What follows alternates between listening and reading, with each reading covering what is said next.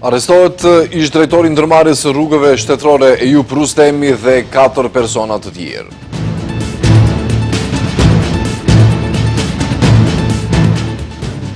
Kryeministri Mickoski mohon mundësinë e prishjes së koalicionit qeveritar.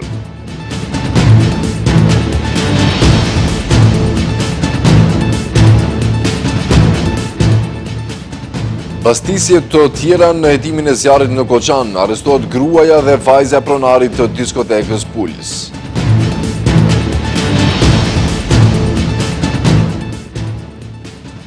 Paga minimale në vend do të rritet vetëm për 2.200 denar.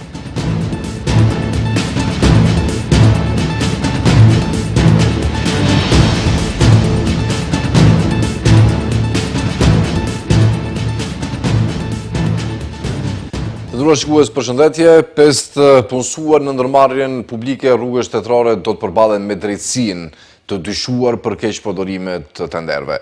Ministria e Brendshme ka shpalosur inicialet e personave ku përfshihet edhe ish drejtori i ndërmarrjes Eyup Rustemi. Sipas prokurorisë, ish drejtori ka qenë obliguar të kujdeset për ligjshmërinë dhe të kryejë kontrolle nëse ekzekutimi i marrëveshjes për furnizim publik është në përbutje me ligjin, por nuk e ka kryer këtë obligim. Ministria e Punëve të Brendshme ka ngritur kallëzim penal kundër 5 personave fizik dhe 1 personi juridik në lidhje me keqpërdorimet në prokurimin publik për përzgjedhjen e kompanisë për sigurim fizik në 14 pikat e pagesës së ndërmarrjes publike për rrugë shtetërore. Kallëzim penal është ngritur kundër JB 54 nga Kërçova, ER 56 nga Tetova, EL 61 nga Tetova, MB 48 nga Shkupi dhe DZ 39 nga Tetova dhe kundër 1 personi juridik nga Kërçova.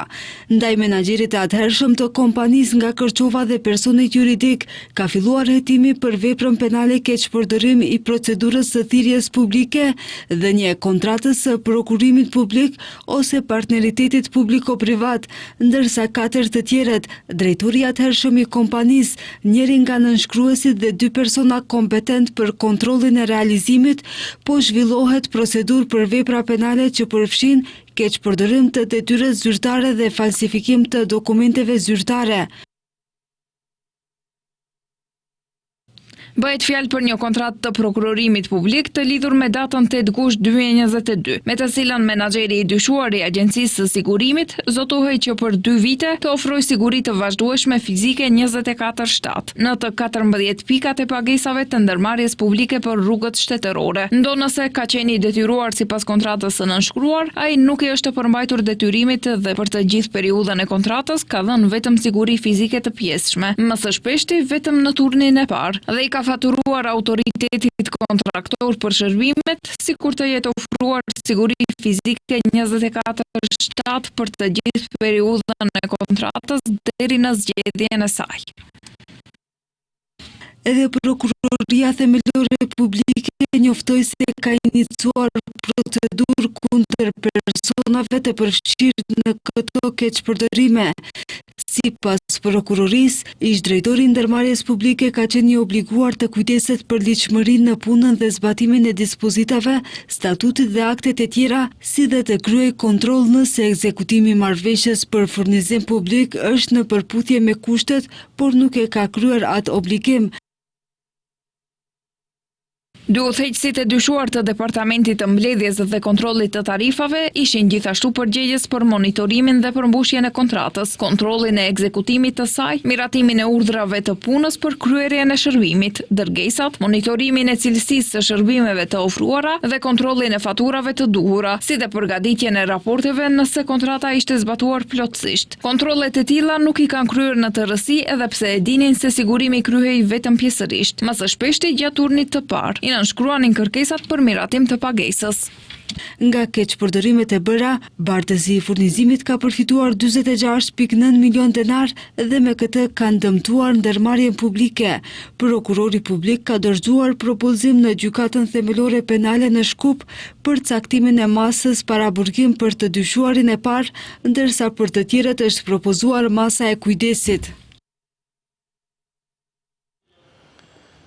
Koalicioni qeveritar nuk po përjeton luhatje. Këtë deklaroi kryeministri Mickoski duke mohuar mundësinë që ministri i Shëndetësisë Arben Taravari të braktisë koalicionin. Përkundrazi, mendoi se koalicioni i qeverisës funksionon shkëlqyeshëm, deklaroi Mickoski. Sa i përket mundësisë së zgjedhjeve parlamentare të parakoshme, Mickoski tha se nuk është i sigurt nëse e tërë opozita dëshiron zgjedhjet parakoshme, por nëse dëshirojnë ata, janë të gatshëm për to. Përkundër zërave që kanë qarkulluar ditëve të fundit në opinion, kryeministri Hristian Mickoski sot ka mohuar se koalicioni qeveritar po përjeton luhatje. I pyetur se si do të reformojë qeverinë në rast se ministri i Shëndetësisë Arben Taravari do të lëshojë koalicionin vlen, por edhe qeverinë, kryeministri tha se nuk ka informacione se Taravari do të jap dorëheqje. Naprotiv, mislim дека Përkundrazi, mendoj se koalicioni i qeverisës funksionon shkëlqyeshëm, ndërsa sa i përket zgjedhjeve lokale dhe si do të pozicionohet të vlen, ajo pyetje mendoj se duhet të adresohet tek ata dhe ata t'ju japin përgjigje. Sa i përket mundësisë së zgjedhjeve të parakoshme parlamentare, Mickoski tha se nuk është i sigurt nëse tërë opozita dëshiron zgjedhje të parakoshme, por nëse dëshirojnë ata, janë të gatshëm për to. Ndërkohë pas deklaratës së djeshme, Taravari tha sot se ka komunikim me të gjitha partitë politike. Të gjoni, këto janë irelevante, tash unë mendoj se asgjë të keqe nuk ka që të komunikojnë partitë politike mes vetë. Në qoftë se më pyetni mua, unë ju them se kam komunikim me gjitha partitë politike, përveç me Mendu Thaçin dhe me Zjadin Selën s'kam komunikim. I pyetur sa do të dalin si vlen në zgjedhjet lokale, Taravari tha se mbrëm kam pasur takim që ishte konstruktiv, por ende nuk kanë marrë vendime. Ndërkohë gjatë ditës së djeshme, Taravari mohoi se ka realizuar takim me liderin e BDI-s Ali Ahmeti, por tha se ka kanale komunikimi. Procedura për shkarkimin e kryeprokurorit shtetëror Lupço Kocevski pritet që të mos shkojë përpara për shkak të tragjedisë në Koçan. Kryeministri Mickoski tha se prokurorëve që punojnë në këtë rast duhet u jepet shans të bëjnë punën e tyre. Kryeprokurori shtetëror Lupço Kocevski do t'i jepet edhe një shans dhe nuk do të shkarkohet nga detyra, të paktën jo tani për tani. Kryeministri Hristian Mickoski paralajmëroi sot se procedura për shkarkimin e Kocevskit, e cila në shkurt të këtij viti u inicua nga qeveria, do të mbetet në fazën në të cilën gjendet momentalisht për shkak të tragjedisë në Koçan, e cila po hetohet nga 11 prokuror. Mickoski tha se prokurorëve që punojnë në këtë rast duhet u jepet shans të bëjnë punën e tyre. No isto taka, javnost e čustitel. Por gjithashtu publiku është i ndjeshëm edhe në disa raste nga e kaluara. Duhet të shohim, të presim, nëse prokuroria publike ka ambicia të konstatojë disa paregullsi nga e kaluara dhe nëse ndoshta mund të rishikojë ato raste dhe të shohim nëse me të vërtetë jemi të gjithë për drejtësi, apo ajo drejtësi duhet të jetë selektive. Të shohim nëse me të vërtetë ajo drejtësi ndonjëherë është marrë apo ka qenë selektive.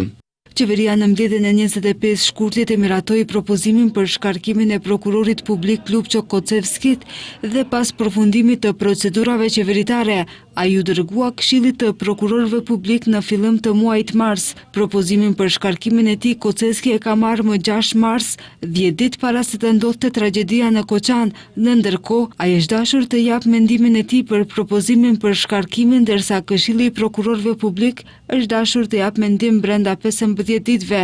Kocevski, duke komentuar iniciativën për shkarkimin e tij, tha se nuk ekziston bazë që vërteton shkelje të rënd disciplinore. Deri tani qeveria nuk e ka publikuar përmbajtjen e propozimit për shkarkimin e Kocevskit, por nga ajo që është e njohur në propozimin që përgatiti Ministria e Drejtësisë thuhet se prokurori publik republikan ka vepruar në disa lëndë në të cilat sipas dispozitave ligjore ka pasur rrethana që kanë ngritur dyshime për paanshmërinë e tij, si dhe ka pasur konflikt interesi. Prokuroria i ka zgjeruar hetimet rreth tragjedisë që ndodhin në Koçan mëngjesin e 16 marsit. Pastisje të reja janë kryer në Koçan dhe Shkup, ndërsa në hetime është përfshirë edhe policia financiare. Në pranga kanë përfunduar edhe bashkëshortja dhe vajza e pronarit të diskotekës Puls. Prokuroria publike ka njoftuar se është duke vazhduar me bastiset dhe masat e tjera hetimore që ndëlidhen me tragjedinë e madhe e të tmerrshme të 16 marsit në Koçan. Organi i akuzës ka njoftuar se ka kryer bastise në Koçan dhe Shkup, ka konfiskuar pajisje elektronike dhe mjetet e provës janë dorëzuar për ekspertizë. Në hetim, do të përfshihet edhe policia financiare mbi dyshimet për inkriminimin e subjekteve të caktuara në tragjedinë e Koçanit. Në lidhje me këtë rast, të hënën janë arrestuar bashkëshortja dhe vajza pronare të diskotekës Pulse, Dejan Jovanov Deko, ku janë konfiskuar 5 telefona dhe ato ende ndodhen në polici. Policia ka kryer bastisje edhe në një tjetër objekt në pronësi të pronarit të diskotekës Puls dhe ka hyrë në kontroll në zyrat e Inspektoratit Shtetëror të Tregut në Koçan, ndërsa pronari i diskotekës Puls ndodhet në një spital të Lituanisë. Ai është njëri prej 4 pacientëve që prokurohen në këtë vend. Ndërkaq, numri total i të dyshuarve për zjarrin katastrofik në diskotekën Puls në Koçan ka arritur në 34 persona dhe është hapur një procedurë hetimore ndaj 27 individëve dhe 3 personave juridik pas hetimeve të para që përfshin 7 nënpunës policor nga sektori për punë të brendshme Shtyp dhe Koçan. Aktualisht janë ngritur akuza për vepra penale, vepra të rënda kundër sigurisë së përgjithshme dhe për shkaktimin e rrezikut të përgjithshëm. Hetimi për rastin në Koçan kryhet nga 11 prokuror nga Shkupi, Koçani dhe Shtipi. Kujtojmë se në orët e para të mëngjesit të 16 marsit, mbi 650 persona, kryesisht të rinj, ishin duke u argëtuar në diskotekën Puls në Koçan, ku gjatë performancës së grupit muzikor të njohur DNK, papritmas shpërtheu një zjarr i madh, gjë që bëri të humbin jetën 59 persona dhe mbi 190 persona të tjerë u lënduan, madje disa prej tyre ende janë në gjendje të rëndë shëndetësore. Ministri i Shëndetësisë Arben Talavari ka deklaruar se për të lënduarit më rënd në tragjedinë në Koçan do duhet rehabilitim afatgjat dhe më profesional. Talavari ka deklaruar se këta pacient mund të dërgohen për të vazhduar trajtimin në ndonjë shtet evropian. Për të lënduarit më rënd në tragjedinë në Koçan do të duhet rehabilitim më afatgjat dhe më profesional. Prandaj ata, sipas Ministrit të Shëndetësisë Arben Talavari, mund të dërgohen për të vazhduar trajtimin në ndonjë shtet evropian. Nga pacientët që po mjekohen jashtë vendit, ministri u shpreh se 3 mbeten në gjendje kritike, por në përgjithësi gjithë ata që janë dërguar jashtë vendit janë në gjendje më të rëndë dhe me shkallë djegjeje të dytë dhe të tretë. Përndryshe në vend po kurohen 27 pacient, sepse 12 sot janë lëshuar për mjekim shtëpiak, kurse një pacient kthehet nga Serbia. Gjithashtu disa pacient janë në gjendje të vështirë, vazhdojnë të jenë në gjendje të vështirë që janë në shërim jashtë shtetit. Dikundi edhe komplikohet situata, po të shpresojmë se do të jepet maksimumi që të shpëtohet jeta e tyre. Gjithashtu kemi paralajmërime prej disa shteteve të Europës perëndimore që janë të gatshëm të pranojnë disa pacient që do të kenë nevojë për rehabilitim pak më të gjatë. Kështu që me siguri shërimi i tyre do zgjas me muaj. Ndërkaq kryeministri Kristian Mickoski tregoi se personat e lënduar kanë djegje nga zjarri nga 50 deri në 80%. Vidovtevo prvite 3 dana.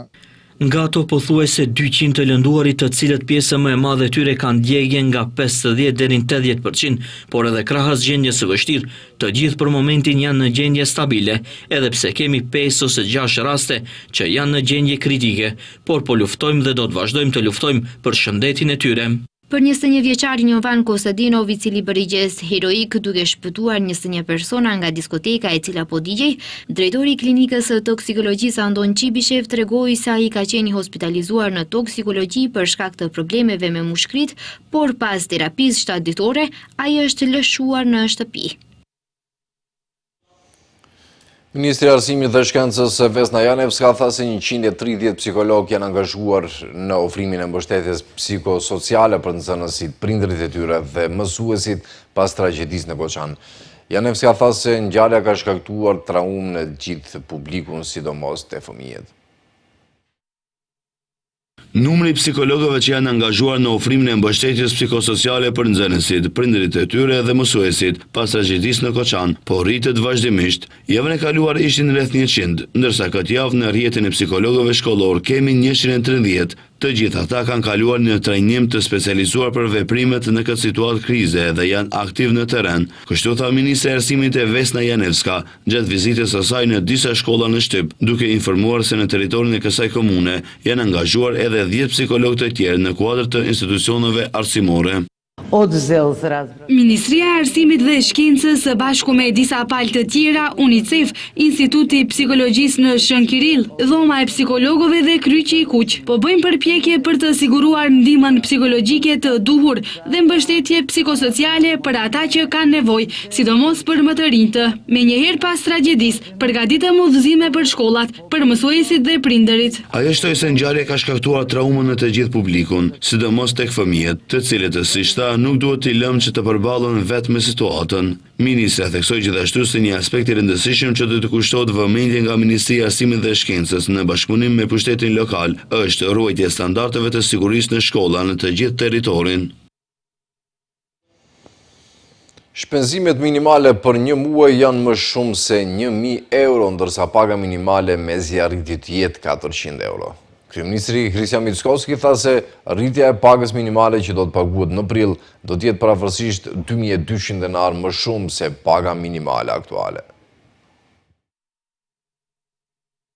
Paga minimale për muajin mars të këtij viti, e cila do të paguhet në prill, do të jetë rreth 24.400 denar, ose rreth 2.200 denar më shumë se paga aktuale, ka deklaruar kryeministri Kristian Mickoski. I pyetur se kur do të caktohet seanca e Këshillit Ekonomiko-Social dhe nëse do të diskutohet për pagën minimale, ai tha se për sot është caktuar seanca e qeverisë, në të cilën do të diskutohet edhe për këtë çështje. Apsolutno da. Kam folur me Ministrin e Ekonomisë dhe Punës, sot do të kalojmë informacione në përputhje me ligjin. Mendoj se paga minimale do të rritet në 24.400 denar. Kjo është sipas ligjit. Tani nuk jemi një sindikat përfaqësuese në Këshillin Ekonomiko-Social. Është formuar një komision që do ta përcaktojë përfaqësimin. Do ta respektojmë konsensusin që ata e arrin. Rritja e pagës minimale që do të paguhet në prill do të jetë parafërsisht 2.200 denar më shumë se paga minimale aktuale. Edhe Ministri i Ekonomisë dhe Punës Besar Durmishi, pyetur lidhur me këtë çështje, tha se sipas ligjit deri në fund të muajit duhet të përllogaritet dhe përcaktohet paga minimale. Komisioni për përcaktimin e sindikatës e cila i plotëson kushtet tashmë është votuar në seancë qeveritare. Ata kanë filluar punën dhe së shpejti do të dalin me përfundim, sqaroi ai. Ministri i Ekonomisë dhe Punës Besar Durmishi tha se Ministria e Ekonomisë nuk ka kompetencë të kontrollojë dhe nuk ka mekanizëm për verifikimin e vlefshmërisë së licencave. I pyetur se sa licenca kabareje janë dhënë gjatë mandatit të tij, Durmishi tha se nuk e di numrin e saktë, por theksoi se nga viti i kaluar në arkivat e ministrisë janë gjithsej 24 licenca aktive të lëshuara. Në pjesën e dhënies së licencave sipas ligjit për veprimtarinë hotelierike, për të funksionuar si klub nate, kabare, disko klub apo disko klub në hapësirë të hapur, është e detyrueshme të posedohet licencë valide. Këtë licencë lëshon Ministria e Ekonomisë dhe Punës, kështu ka bërë të ditur Ministri i Ekonomisë dhe Punës Besar Durmishi, duke theksuar se pas saj Ministria në fjalë nuk është kompetente dhe nuk ka mekanizma për të kryer inspektim, mbikëqyrje apo kontroll në objektin ku do të ushtrohet veprimtaria. Ai njoftoi se në mbledhjen e qeverisë të mbajtur më 18 mars, Ministria e Ekonomisë dhe Punës u ngarkua të fillojë përgatitjet për ndryshime dhe plotësime të ligjit për veprimtarinë hoteliere. Këto ndryshime do të mundësojnë që verifikimi i kushteve minimale teknike për punë të kryhet përpara lëshimit të licencës për punë. Me këtë, aplikacioni përmbushjen e kushteve minimale teknike për ushtrimin e veprimtarisë hoteliere, para se të dorëzohet si dokument shoqërues në kërkesën për licencë, do të duhet të ketë konfirmim për vërtetësinë e tij nga Inspektorati Shtetëror i Tregut. I pyetur se sa licenca kabareje janë dhënë gjatë mandatit të tij, Durmishi tha se nuk e di numrin e saktë, por theksoi se nga viti i kaluar në arkivat e ministrisë janë gjithsej 24 licenca aktive të lëshuara, 18 prej të cilave janë për kabare dhe të tjerat për klube. Për ata që nuk kanë licencë dhe punojnë, ai ka theksuar se ka organe të tjera kompetente që duhet t'i inspektojnë dhe t'i ndëshkojnë në përputhje me rrethanat. Ai theksoi se zgjidhja e re ligjore do të rrisë vlerën e gjobave për të parandaluar ngjarje të pakëndshme si ajo në Koqan dhe tha se tashmë është duke punuar një grup punues për të. Ministri i Transportit dhe Lidhjeve Aleksandar Nikolovski ka njoftuar marrjen e licencës së 479 kompanive në fushën e planifikimit urbanistik dhe ndërtimit. Ministri paralajmëroi se do të bëhen ndryshime ligjore me të cilat këto kontrolle do të bëhen të detyrueshme çdo 6 muaj. Ministri i Transportit dhe Lidhjeve Aleksandar Nikolovski ka njoftuar marrjen e licencës së 479 kompanive në fushën e planifikimit urbanistik dhe ndërtimit. Ai tha se të gjitha gjetjet do të procedohen te organet tjera, të cilat duhet më tej të hetojnë punën e këtyre kompanive. Shkeljet më të mëdha, sipas Nikolovskit, janë për numrin e nevojshëm të punësuarve, kurse në pjesën e cilësisë së ndërtimeve dhe realizimit në kohë do të konstatohet ndërkohë. Brojki wkupno që vida të zemeni qëtër.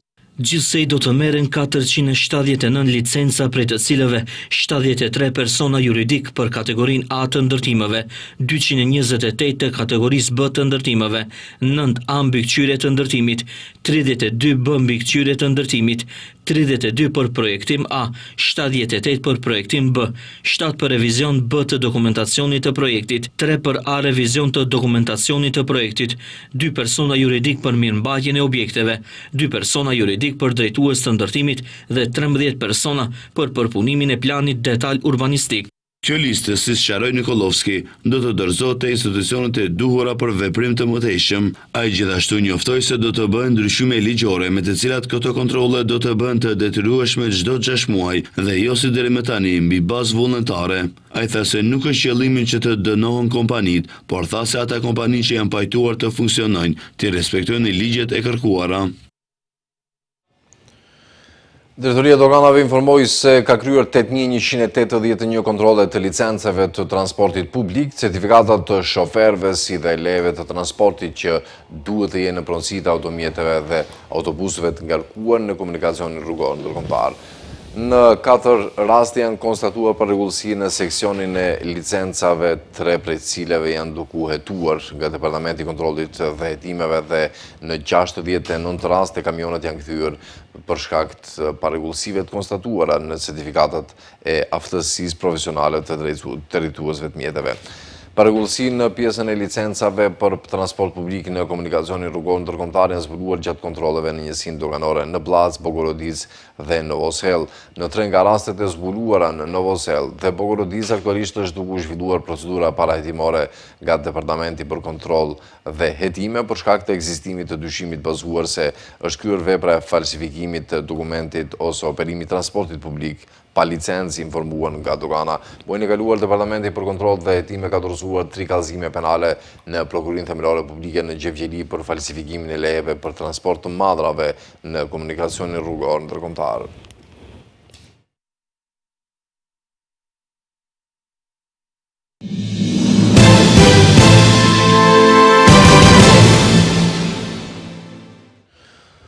Vazhdojmë me theme lajmet. Policia kufitare e Bosnjë-Hercegovinës është duke zhvilluar një hetim lidhe me kalimin e kufirit shtetror nga Milorad Dodik, presidenti i entitetit bosnjak Republika Serbe.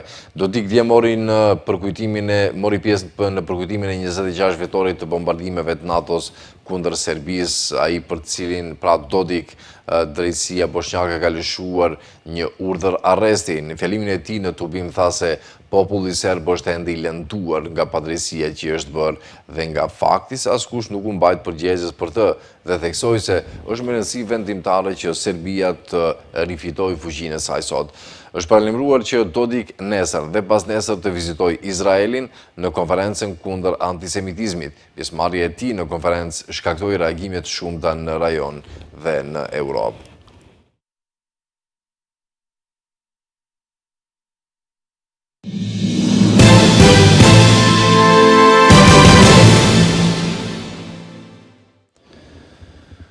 Duke shprehur kadishmërinë për të avancuar marrëdhëniet e Ankaras me vendet europiane, presidenti turk Recep Tayyip Erdogan tha sot se Europa nuk mund të garantojë sigurinë e saj pa Turqinë.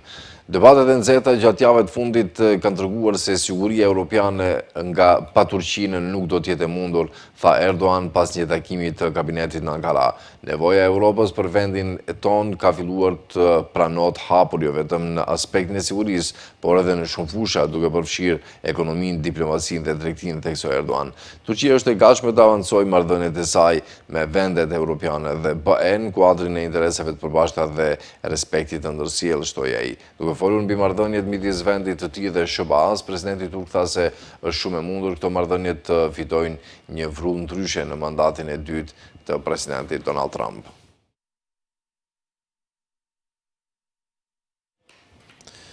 Me 62 të vdekur në 24 orët e fundit është rritur në 50.144 numri palestinesve që janë vrarë në sulmet e Izraelit në rripin e Gazës që nga 7 tetori i vitit 2023. Në një deklarat me shkrim nga Ministre e Shëndetësisë në Gaza janë ndarë të dhënat e fundit në lidhje me viktimat dhe të plagosurit në sulmet e vazhdueshme izraelite në Gaza. Në 24 orët e fundit në për spitale mbritën 62 të vdekur dhe 296 të plagosur. Të paktën 792 palestinezë kanë humbur jetën dhe 1663 janë plagosur në sulmet që ushtria izraelite ka kryer që nga 18 marsi dhe më tani duke kthyer anë pushimin e arritur më 19 janar. Dhe në fund edhe lajmi pazakonti i ditës, një japonez që i ka kaluar 46 vjet në burg, do të kompenzohet me 1.45 milion dolar, pasi u vërtetuar se dënimi i tij ishte i gabuar.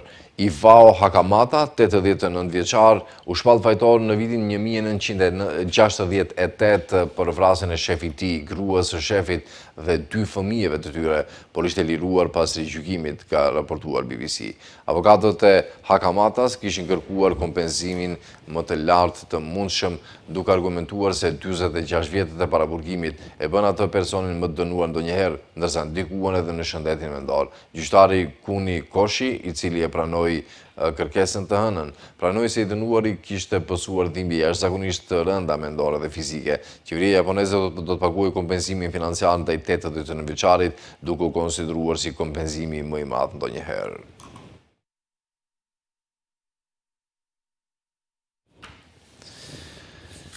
Po mbyllim këtu këtë edicion të lajmeve të nderuar shikues për takuar sërish në orat 18:55. Mirëmbëjtje deri atëherë.